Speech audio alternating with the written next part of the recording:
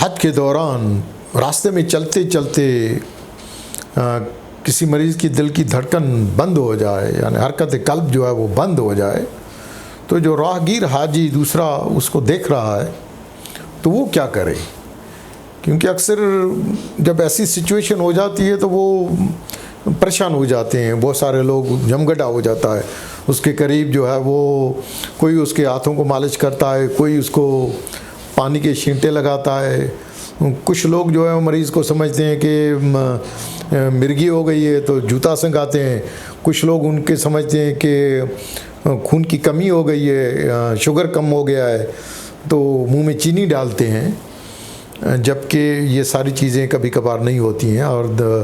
दिल की धड़कन जिसकी हरकत कल्ब की बंदिश हो जाती है, तो जो राहगीर देख रहा है उसको कि उसके सामने अच्छा खासा आदमी धड़ाम करके जो है वो इबादत के दौरान कभी अरफात के मैदान में कभी चलते चलते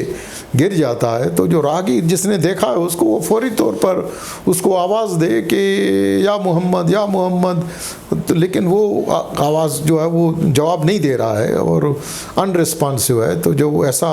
मरीज़ अनरिस्पॉन्सिव है और वो इसका मकसद के होश में नहीं है, तो फौरी तौर पर जो है उसका चेक किया जाए कि वो सांस ले रहा है कि नहीं। उसको चेक करने के लिए जो है वो कमीज़ की तरफ जो है वो नॉर्मली जो मरीज़ सांस लेता है तो उसकी छाती जो है वो पेट जो है वो हिलता है। अगर पेट और छाती हिलना नहीं हिले और यहाँ से कैरोटिड की पल्स जो है वो नहीं फील हो रही है, तो दिल की धड़कन भी बंद हो गई है, सांस भी नहीं है, मरीज़ बेहोश भी है, तो ऐसे मरीज़ में जो है वो हरकत कल्ब की बंदिश का शक किया जाए। और ऐसे मरीज़ में जो उसको देख रहा है, क्योंकि इसमें पैनिक क्रिएट नहीं करना चाहिए, ख़ास करके पूछें उनसे कि आप उनमें से कोई ऐसा आदमी है जो सीपीआर की तरबियत याफ्ता हो, क्योंकि आजकल जो राहगीर जो है इसको बाय स्टैंडर्ड सीपीआर कहते हैं कि जिस राहगीर को सीपीआर आती है तो वो फौरी तौर पर उसकी सीपीआर करे और दूसरा आदमी फ़ोन करके और एम्बुलेंस को फ़ोन करे, ताकि जब तक एम्बुलेंस वाला आए तब तक उसकी सीपीआर जो है वो सीना दबाने से बहुत सारे मरीज़ जो हैं वो जांबिर होके ज़िंदा होके अस्पताल तक पहुंच के जब उसकी एंजियोग्राफी करते हैं तो पता चलता है कि उनको हार्ट अटैक हुआ है, शरेआन बंद हो गई है। तो शरेआन खोल के स्टेन वगैरह डाल के और वो अस्पताल से जो है वो डिस्चार्ज होके और हज करने के काबिल हो जाते हैं, या अगर हज करने के काबिल नहीं है तो फिर उनको एम्बुलेंस के ज़रिए हज करवाया जाता है। तो लिहाजा ये जो राहगीर जो है वो एक बहुत सारी चीज़ें जो है वो ऐसी सिचुएशन में जो है वो कर सकते हैं। दौरान हज जो है वो फालिज के कितने इक़साम और अलामात हैं, और हज के दौरान फालिज के लिए जो जदीद इलाजात हैं वो वहाँ पर मौजूद होते हैं। जी हाँ, फालिज के दो मेन इक़साम हैं। एक जो है वो खून का लोथड़ा जमने की वजह से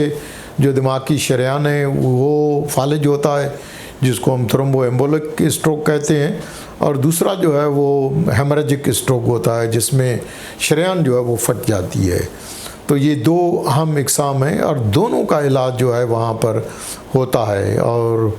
अलबत्ता मरीज़ जो है वो देर से पहुँचते हैं, तो कभी कभार जो ताख़ीर है वो ताख़ीर की वजह से फिर वो कभी कभार लाइलाज या जो इलाज किया भी जाए तो उससे मुस्तफ़ीद नहीं होते और वो हमेशा के लिए जो है वो माज़ूर हो जाते हैं। तो लिहाजा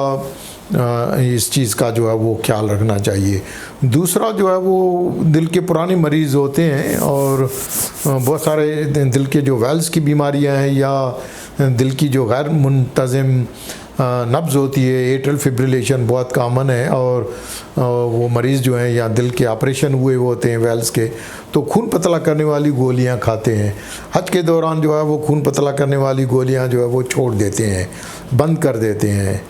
अपनी मर्ज़ी से जो है वो बंद कर देते हैं, या दवा खाते हैं लेकिन वो दवा असर नहीं करती है, वो टेस्ट नहीं कराते हैं इस दौरान, तो उनको भी जो है वो फालिज होने का इम्कान होता है। और उनको एहतियात करना चाहिए कि जो खून पतला करने वाली गोली है वारफरीन, और उसका टेस्ट वहाँ होता है, तो आप टेस्ट भी करा सकते हैं और अपना दवाएं भी अवेलेबल होती हैं। अगर दवाएं कम हैं, दवाएं नहीं हैं, तो आप दवा ख़त्म होने से पहले जाके अस्पताल में, ये सारी सहूलतें होते हैं। लेकिन ये कि ज़्यादातर मरीज़ ताख़ीर से आते हैं, जब फालिज हो जाता है तो उसके बाद जो है वो फिर वो माजूर हो जाते हैं, उनसे फ़ायदा जो है वो उनको नहीं होता है। तो लिहाजा सारे इलाजात जो है वो हज के दौरान अवेलेबल होते हैं।